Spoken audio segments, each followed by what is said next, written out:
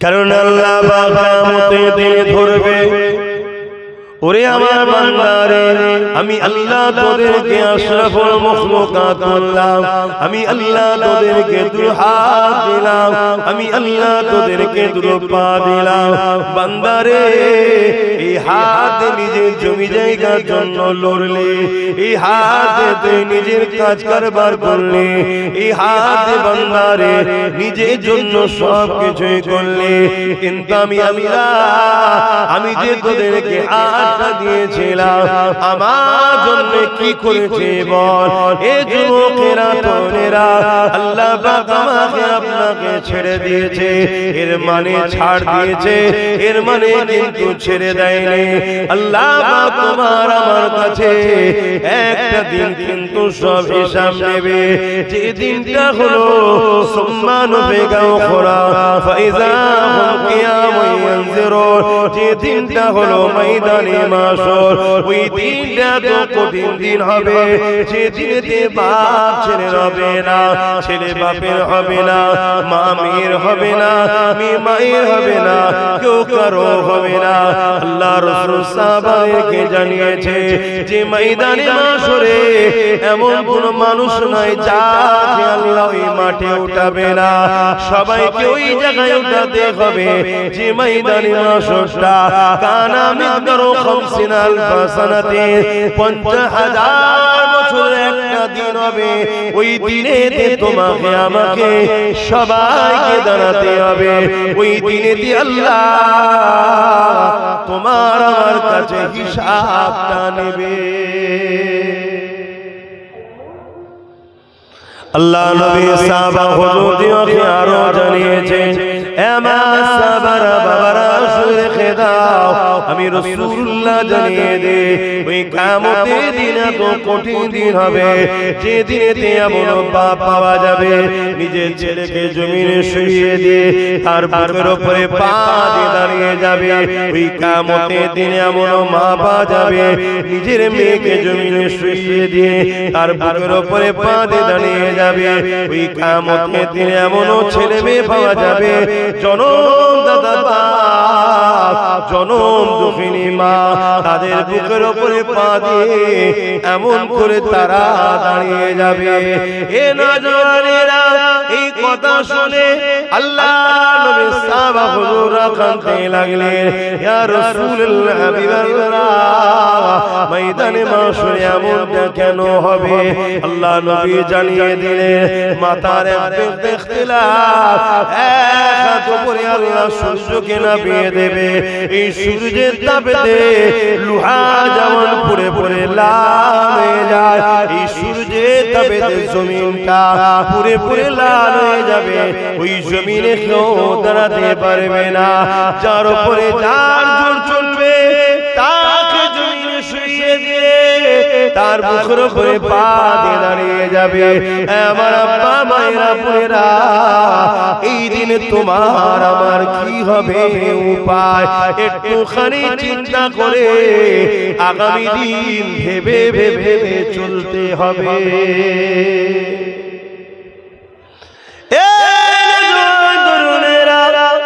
আল্লাহর কোরআন জানাচ্ছে, যাও আখাতিল ওয়াখিয়া লাইসা লিওয়াখাতিহা কাযিবা, কিয়ামত অবশ্যই হবে যার মধ্যে কোনো সংশয় নাই, মিথ্যা নাই।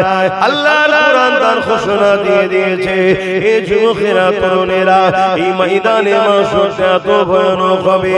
আল্লাহ নবী সাহাবাদেরকে জানিয়েছে, এই ময়দানে মাশরে আল্লাহ পাক হযরত জিবরাইল আলাইহিস সালামকে বলবে, এ জিবরাইল, আমার জাহান্নামকে নিয়ে এসে আমার আরশের পাশে বেঁধে দাও। হযরত জিবরাইল আলাইহিস সালাম চলে যাবে, সাথে করে 70,000 জিনজিল দিয়ে জাহান্নামকে বাঁধা হবে। কত জিনজিল? 70,000 জিনজিল দিয়ে জাহান্নামকে বাঁধবে। এক একটা জিনজিলে 70,000 করে ফেরেশতা ধরে রাখবে, তথাপিও জাহান্নামকে ধরে রাখতে পারবে না। ভাবছো 70,000 ইনটু 70,000 গুণ করো, এ আমি মায়ের পেট থেকে যখন এসেছিলাম তোমার আমার জবানে কথা ছিল না গো, তোমার আমার কানে শ্রবণ শক্তি ছিল না গো, তোমার আমার চোখে রোশনি ঠিক মতো ছিল না গো, তোমার আমার হাতে পায়ে কোনো জোর ছিল না গো।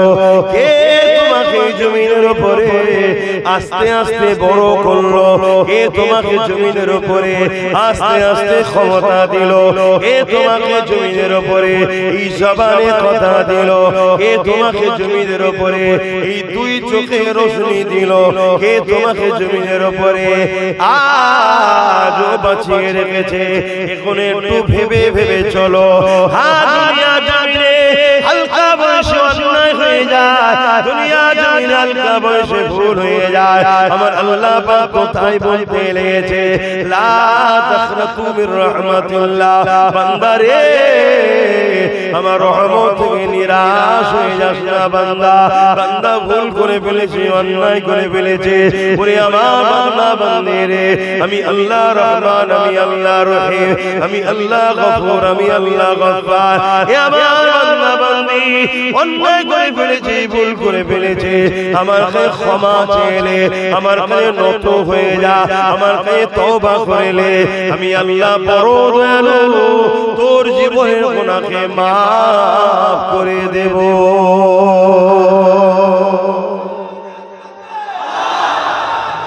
আল্লাহ আল্লাহ জিন্দাবাদ। কিন্তু গুনাহ তো মাফ আছে, আল্লাহ ও রাসূলের বিরুদ্ধে গেলে মাফ আছে, কিন্তু আমার কওম তো আল্লাহ ও রাসূলের বিরুদ্ধে চলে যাচ্ছে। দুনিয়া সামান্য পদ, দুনিয়া সামান্য লোভ, দুনিয়া সামান্য অর্থ, দুনিয়ার বেঈমান জালিম চোর গুন্ডা ডাকাত নেতা নেত্রীকে খুশি করার জন্য আমার কওম ইসলামের দুশমন হয়ে গেছে। তোমরা কি তাদের দলভুক্ত? যদিও কেউ থেকে থাকো, আজকে আর থাকার দিন নাই, এখন তওবা করে ফিরে আসা হতে পারে। চিনতে ভুল করেছি, কি বুঝতে ভুল করেছি, কিন্তু এখনো কি চিনতে বুঝতে ভুল করছো?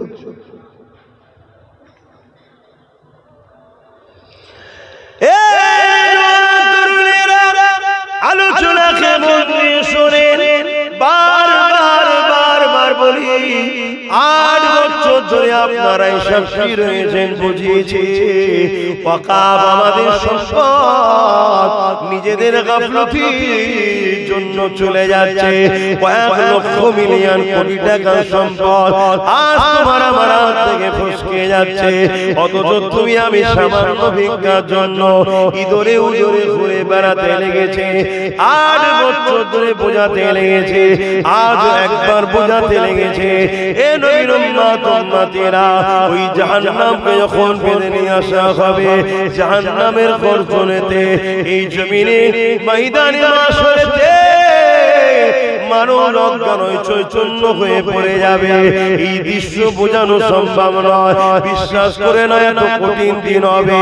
ওই দিনে কিন্তু আল্লাহ জিজ্ঞাসা করবে, বান্দারে পা দিয়েছিলাম আমি, এই পা দিয়েছি মসজিদে যাবার জন্য, বান্দা তোরা গিয়েছিলিস কি বল? এই পা দিয়েছিলাম আল্লাহওয়ালাদের দরবারে যাওয়ার জন্য, বান্দা গিয়েছিলিস কি বল? এই পা দিয়েছিলাম ইলম শিক্ষা অর্জন করার জন্য, বান্দা গিয়েছিলিস কি বল? এই পা দিয়েছিলাম বান্দা মাফে যাওয়ার জন্য, বান্দা গিয়েছিলিস কি বল? হে আমার বান্দা বান্দিরে, এই পা দিয়েছি, এই পা দিয়ে 3 গরিব বিধবাদেরকে দেখার জন্য, তাদের সহযোগিতা করার জন্য দিয়েছিলাম, বান্দা গিয়েছিলিস কি বল? এ যুবকেরা, দুনিয়া আমাদেরকে এই পা দিয়ে কানে নিয়ে গেছে, দুনিয়া এই পা দিয়ে আমাদেরকে খেল তামাশায় নিয়ে গেছে, দুনিয়া এই পা দিয়ে আমাদেরকে যাত্রায় নিয়ে গেছে, দুনিয়া এই পা দিয়ে আমাদেরকে তাদের অবৈধ প্রচারের জন্য আমাদেরকে এই পা দিয়ে নিয়ে গেছে। এই পা দিয়ে আমরা মসজিদ মাদ্রাসা বাঁচাবার জন্য র্যালিতে গেছি কি জানি না, কিন্তু মসজিদ মাদ্রাসাকে যারা মিটাবে, তাদেরকে জিতাবার জন্য এই পা দিয়ে আমরা মুসলমান হেঁটে হেঁটে মিছিলে গেছি। মনে রেখে দিও, এখনো সময় আছে, তওবা করে নাও, আল্লাহর কাছে কাটাকাটি করো, আল্লাহ ক্ষমা করে দেন, ভুল হয়ে গেছে, আল্লাহ মাফ করে দেন, ভুল হয়ে গেছে। নাই মনে রেখে দিও, আমার আল্লাহ আসমানি বালা যখন পাঠাবে, ওই বালা থেকে বাঁচার কোনো উপায় থাকবে না। এই দুনিয়ার জালিম হুকুমাতের সঙ্গে লড়াই করলে কিছু মানুষের জান হয়তো যাবে, কিন্তু এদের মোকাবেলা করে জিতা যায়। কিন্তু আল্লাহ যদি জমিনকে ভূমিকম্প দিয়ে শেষ করে দেয়, ওই দিন তোমার ঘর বাড়ি, বাপ মা, পরিবার, সন্তানকে কেউ বাঁচাতে পারবে না। শুনছো তোমার যুবকরা, এখনো সময় আছে, পরিবর্তন হও। এক্ষুনি তোমরা রুখে দাঁড়ালে যত কমই হোক 100টা জায়গা তোমরা দখল করতে পারবে কারো সাহায্য ছাড়া। তাহলে চারটিখানি ব্যাপার নয়, একটাতেই যদি আজকে এই হয়, তাহলে 100টা পেয়ে গেলে লড়াইটা ভালো হবে না কম হবে? কিন্তু আজ যদি আমার কম না জেগে সেই ইসলাম বিদ্বেষী মসজিদ মাদ্রাসা দুশমনদের সাথ দেয়, আল্লাহর ঘর তুমি মজা নিতে গিয়ে শেষ করে দিলে, আল্লাহ তোমায় রেখে দেবে মনে হয়?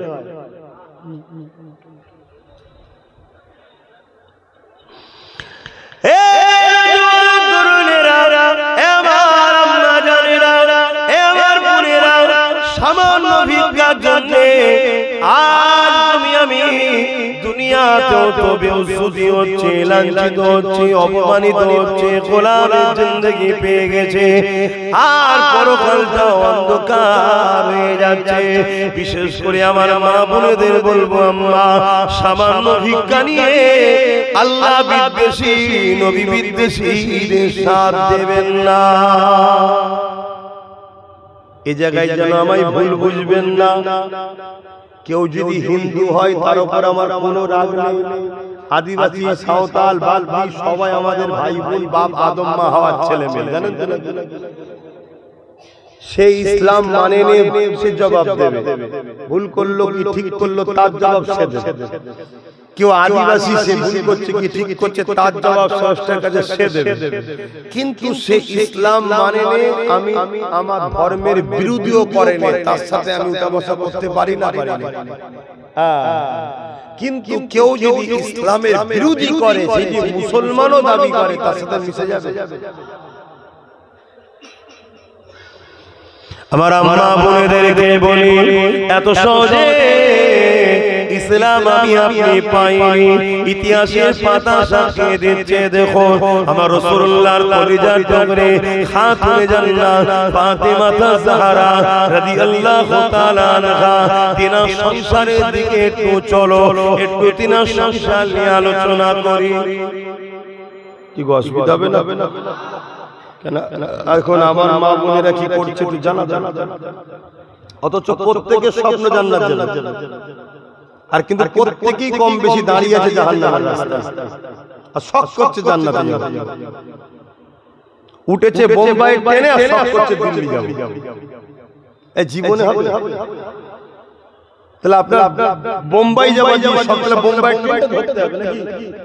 জান্নাত যদি যেতে চান, মা বোনেদের মতো আম্মাজান আয়েশা হুজুর, আম্মাজান ফাতেমা হুজুরের তো অনুসরণ করতে হবে। আজকে এই যে মুরব্বী বাপেরা রয়েছে, আমার মায়েরা বা আব্বারা রয়েছে, ইনাদেরকে খুঁজলেন, ইনাদের ভাই বোন 7 জন 8 জন করে সব করে। কজন ভাই বোন?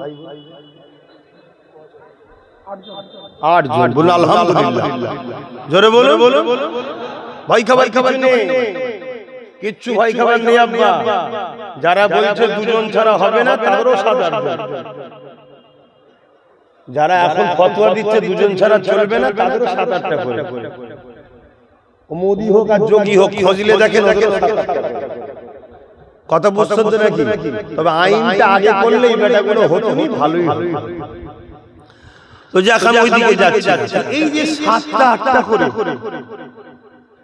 কোনদিন বাপ মা না খাইয়ে মানুষ করেছে কি খোঁজলাম? আর এখনো যদি যুবকদের সাথে সুদ কাটানো হয়, আমার তো মনে হয় যুবক হয়তো প্রথমে একটু বেশি জোরে ছুটবে, কিছু দূর যাওয়ার পর কোমরে হাত দিয়ে ওপরে হাঁপাবে। মুরব্বি কিন্তু টুকটুক করে চলতেই থাকে, কেন যা খেয়েছে অরিজিনাল খেয়েছে। আর আমরা মোসাম্মি খাচ্ছি কিন্তু ভ্যাকসিন দিয়া। এই যে এখন ভ্যাকসিন যারা নিয়েছিল তারা আরেক টেনশনের মধ্যে এখন পড়ে গেছে। কি বলছে নাকি ভ্যাকসিন ফল্ট করেছে, গন্ডগোল হয়ে গেছে। এসব বিজনেস, এগুলো কি বিজনেস। তাম পৃথিবী জুড়ে 700 থেকে 800 কোটি মানুষ আছে, কম বেশি 700 থেকে 800 কোটি মানুষ আছে। মাথা পিছু 100 টাকা করে ধরুন, তাহলে কত লক্ষ কোটি হচ্ছে বলেন? এটা বিজনেস। একটা বিমারকে দেখিয়ে, একটা ভয় দেখিয়ে পুরো পৃথিবীতে বড় বড় বিজনেস মাফিয়া আছে স্বাস্থ্য দপ্তরে, তারা বিজনেস করে। কথা বুঝা আসছে? উপরন্তু ভ্যাকসিনে যাদের যাদের দিয়েছে ভালো মন্দ সাইজ এমন কিছু গন্ডগোল করে দিয়েছে, সব সমস্যা হচ্ছে। যাক, আমি ওইদিকেও যাচ্ছি না, আমি ফিরে আসি আমার মা বোনদের উদ্দেশ্যে। ইসলাম এত সহজে আমরা পাইনি, অনেক স্বীকার করতে হবে। আল্লাহ নবী আমিন বললেন, বাবারা কে আসো বাবা, ইসলামের জন্য মাল দাও বাবা, কেননা গোপনে জালিমরা সংগঠিত হয়েছে ইসলামের উপরে আঘাত করবে বলে। কে আসো বাবা, মাল দাও বাবা, তাদের মোকাবেলায় প্রস্তুত আমাদেরকে নিতে হবে। আজকে গোপনে প্রস্তারা হচ্ছে না, ওপেন। আজকে ইসলামের উপরে হামলা করবে যারা, তারা গোপনে আছে না ওপেন। তাও আমাদের ঘুম ভাঙছে। এই আজকেই দেখছিলাম এই ভারতবর্ষ বক্তব্য দিতে দিতে বলছে মুসলমানদের 10টা মেয়েকে উদ্ধার করে নিয়ে আসো, চাকরি দিয়া। শুনছেন? গত কয়েকদিন আগে ব্রিকেটে ওই কি বিক্রি করছিল মাল, এখন মুসলমানকে মালবে যে সঙ্গে সঙ্গে তার প্রমোশন হবে। এটার মহল তৈরি করা হচ্ছে। অতএব আগামী দিন মুসলমানকে মারবে যে সে এমএলএ এমপি টিকিট পাবে, কম্পিটিশন চলবে তোমাকে মারার জন্য। তোমার হুঁশ নাই কি? আমি কি বুঝাচ্ছি শুনছো? আমি গল্প বলছি তো নাকি? তোমাদের সঙ্গে খেলা করছি তো নাকি? এই যে রাজস্থানে একজন আফরাজুলকে মেরে দিল না, তারপরে সে এমএলএ টিকিট পেয়েছিল, মনে পড়ছে? দেখো, কোনো খেয়াল করো। তো এই কম্পিটিশন আমার বাংলাতেও চলে এসেছে। কি কম্পিটিশন? মুসলমানকে যে মারবে তার দিদি নামকে আসতে চক্ষু লজ্জাটা জেল না দিলে আমাদেরকে যারা বোকাবে নিয়ে ভোট দেয় সেকুলার সেজে, তাহলে আমরা তাদেরকে চিনে যাব। তাই তারা যাতে আমাদেরকে বোকা বানাতে পারে, হালকা কেস দেবে, হালকা কেস দেবে। ধরতে যতটা না তাড়াতাড়ি করেছে, জামিন হতে আরো তাড়াতাড়ি বেরিয়ে পড়বে। যেই বেরিয়ে পড়বে আবার তাকে নিয়ে গিয়ে ফুলের মালা দেবে আরেকজন লোকেরা, দিয়ে তাকে হিরো বানিয়ে দেওয়া হবে। এইটা সোশ্যাল মিডিয়ায় ছড়ানো হবে। এইটা দেখে দেখে সমাজের আরেক শ্রেণীর লোকের মধ্যে জাগবে, ওই মুসলমানকে মারবি চ, আমারও ফটো উঠবে। জেল কি আছে, যাবো সকালবেলা, দুপুরে চলে আসবো তো। দাদাও আমার, দিদিও আমার, নেতাও আমার, নেত্রী আমার, পুলিশও আমার, সব আমার, কোর্টও আমার, জজও আমার, কোনো টেনশন নেই। মার মার। আগামী দিন এই প্ল্যান হচ্ছে তোমাদের জন্য। কথা কিছু বুঝা? وقال الله تعالى في كلام المسيح والفرقان الحميد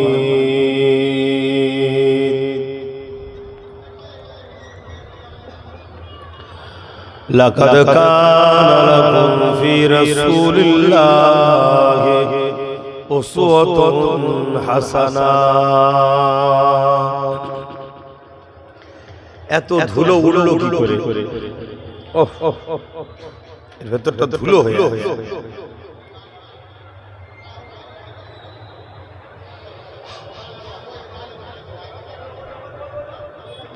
আল্লাহ দরবারে শুকরিয়া যে আল্লাহ আমাদেরকে তাম পৃথিবীতে যেখানে ফিতনা ফাসাদ অন্যায় অত্যাচার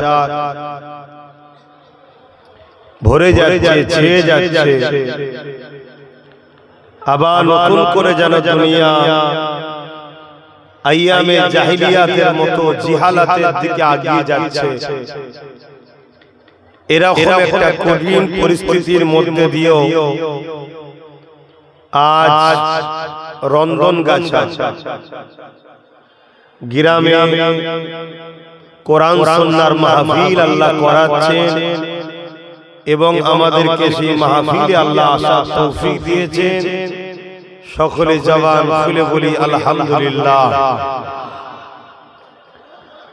জানি না আমাদের কোন কাজটা আল্লাহ পছন্দ করেছেন যে আমরা এত গুনাহগার হওয়ার পরও আল্লাহ আমাদেরকে এখনো ভালোবাসেন, তাই জান্নাতের বাগানে আল্লাহ আশা ও বসার তৌফিক দিয়েছেন। তাই খুশি হয়ে আরো একবার বলি আলহামদুলিল্লাহ। পাশাপাশি আরো শুকরিয়া আদায় করি সেই মহান স্রষ্টা রব্বুল আলামিনের,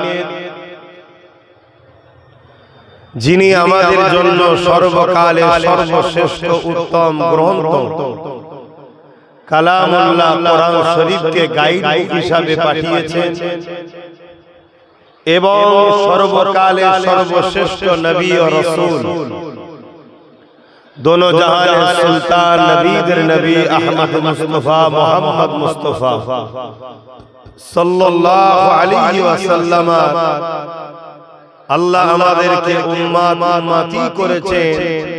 তাই সকলে খুশি হয়ে জবান খুলে বলুন আলহামদুলিল্লাহ।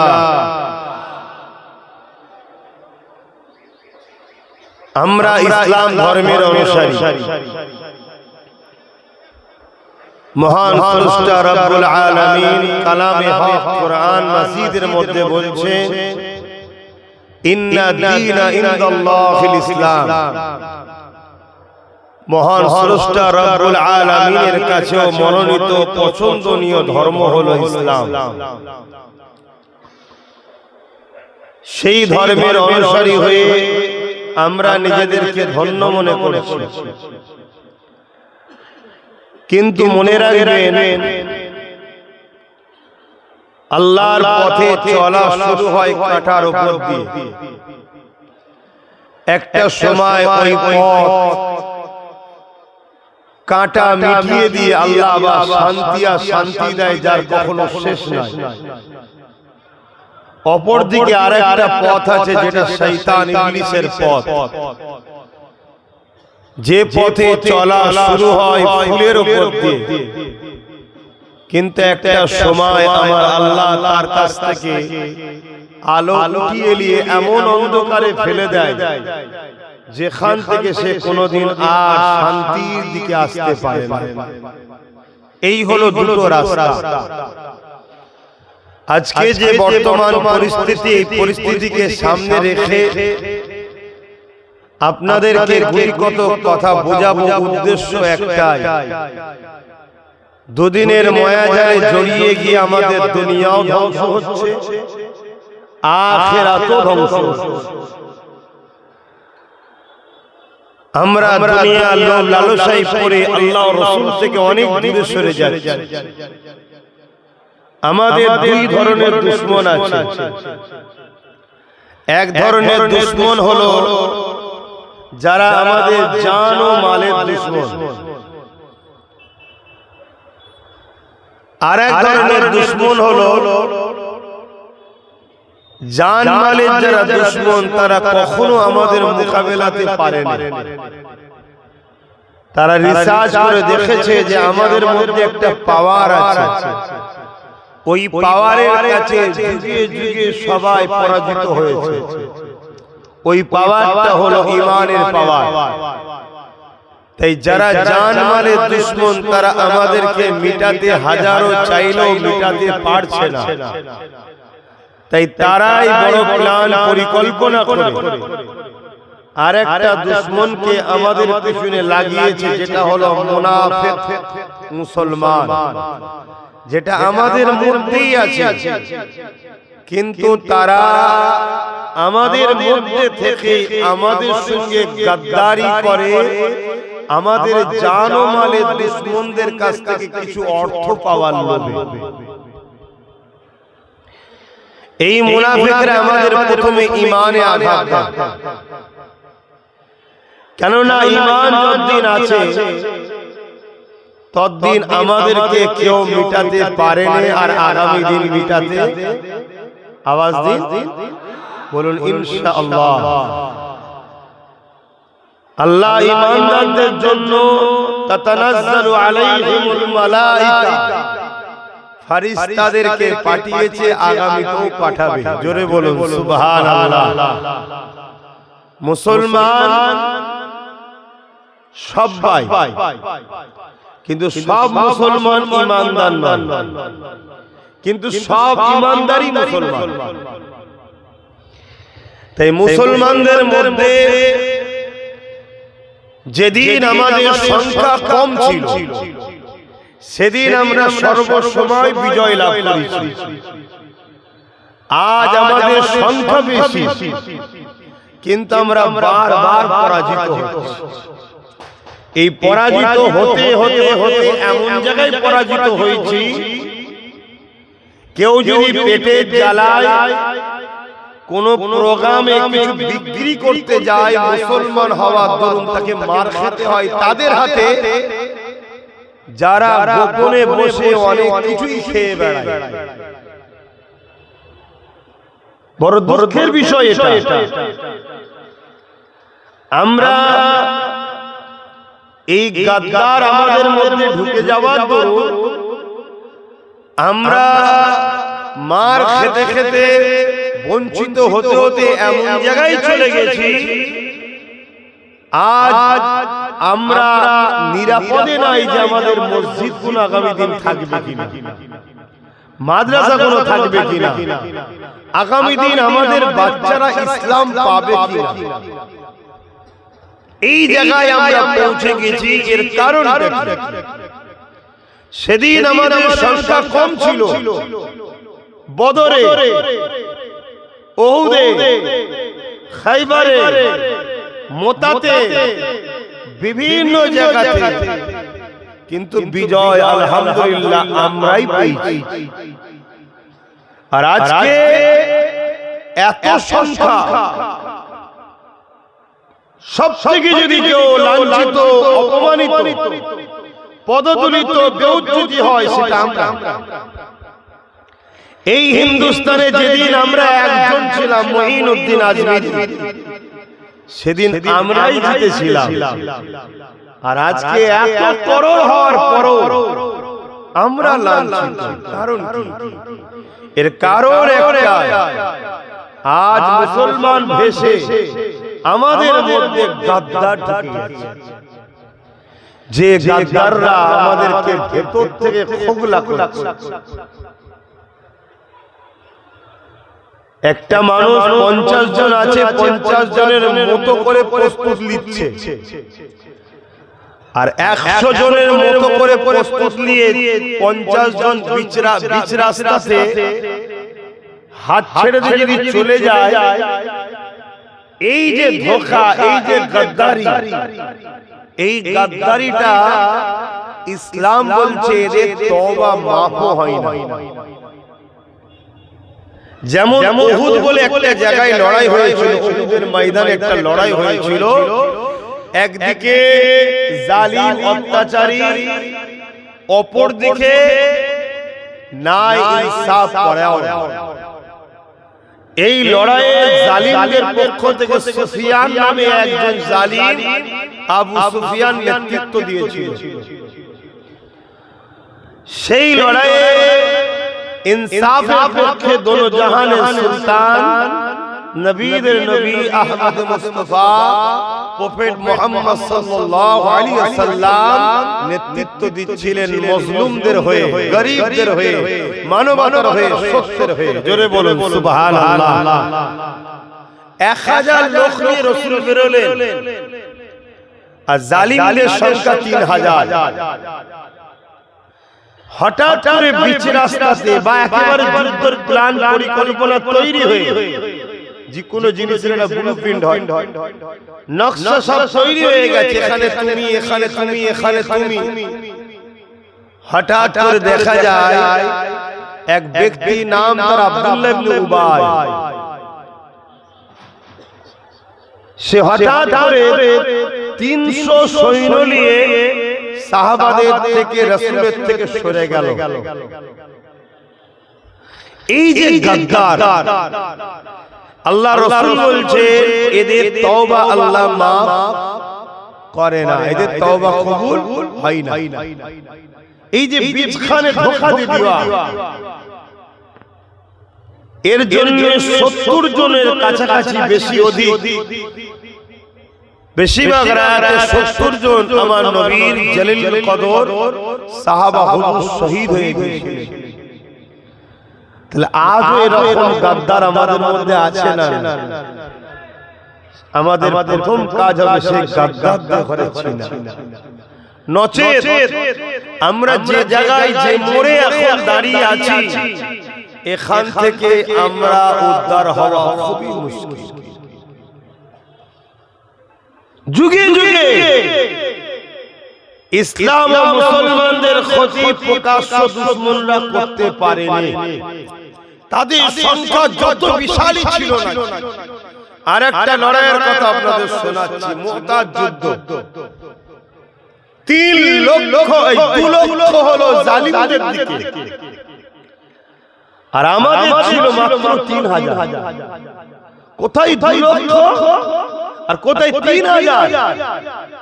কিন্তু 3000 এর মধ্যে গাদ্দার ছিল না। তাই সেই লড়াইয়ে হিকমার সাথে আল্লাহ আমাদেরকেই বিজয় দিয়েছে। জোরে বলুন সুবহানাল্লাহ। ভাবতে পারছেন? আরে একটা কথা আপনাদের শোনাই, এগুলো আমাদের পূর্বপুরুষদের ইতিহাস, আমরা আমাদের ইতিহাস ভুলে গেছি। আল্লাহ আমাদেরকে কি নিয়ামত করেছে আমরা ভুলে গেছি। আরেকটা লড়াই, একদিকে 4 লক্ষ আর একদিকে মাত্র 12,000।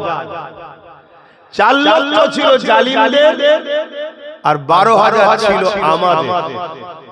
আলহামদুলিল্লাহ, 12,000 এর সামনে 4 লক্ষ এক মুহূর্ত টিকে থাকতে পারলো না।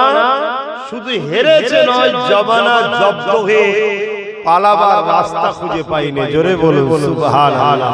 কেন 12,000 এর মধ্যে গাদ্দার ছিল না? আমি কি অচি বুঝছেন তো নাকি? নামাজ তো পড়তেই হবে, রোজা তো রাখতেই হবে, হজ তো করতেই হবে, কিন্তু নামাজ পড়েও 72 দল জাহান্নামে যাবে না, যাবে না। রোজা রেখেও 72 দল জাহান্নামে যাবে না, যাবে না। কেন? গাদ্দার। আমাদের মধ্যে ঢুকে বসে আছে যাদের, এই গাদ্দারদের জন্যই আজ আমাদের ঐতিহাসিক সম্পদ, ইসলামের ঐতিহ্য, আমাদের মসজিদ, আমাদের মাদ্রাসা, আমাদের কবরস্থান, আমাদের ঈদগাহ, আমাদের খানকাহ, আমাদের মক্তবা, আমাদের সব কিছু আজ বেদখল হয়ে গেছে।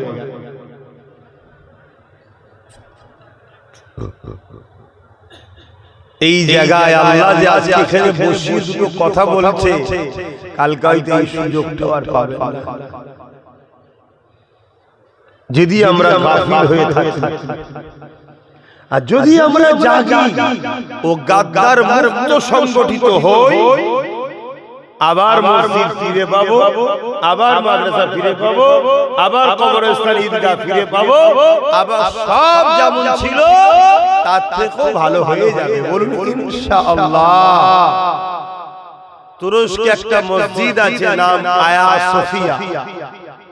এই মসজিদ আমাদের ছিল, বীজখানে বেদখল হয়ে গিয়েছিল, আবার আমরা দখল করেছি। একটা মসজিদ আছে প্যালেস্টাইনে, মসজিদে আকসা। এটা অনেক কবর আমাদের হাত থেকে বেদখল হয়েছে। আমরা অনেক কবর দখল করেছি, তার মধ্যে একবার দখল করেছে ইসলামের দ্বিতীয় খলিফা হযরতে ফারুক আযম রাদিয়াল্লাহু তাআলা আনহু। জোরে বলুন সুবহানাল্লাহ।